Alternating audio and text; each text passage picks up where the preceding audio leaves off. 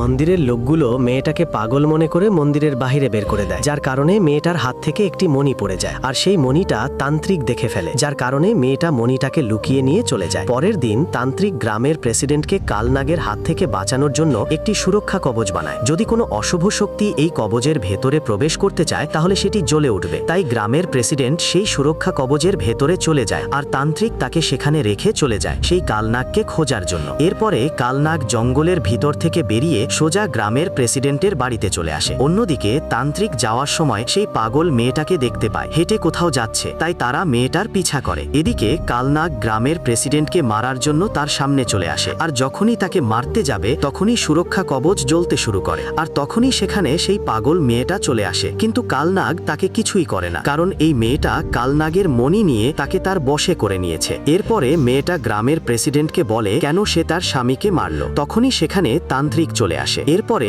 গ্রামের প্রেসিডেন্ট বলে যে সে তার স্বামীকে মেরেছে, আর এই কথা শুনে মেয়েটা সেই সুরক্ষা কবচের দাগ মুছে ফেলে। বন্ধুরা, পরবর্তী পর্ব দেখার জন্য চ্যানেলটা সাবস্ক্রাইব করে দিন।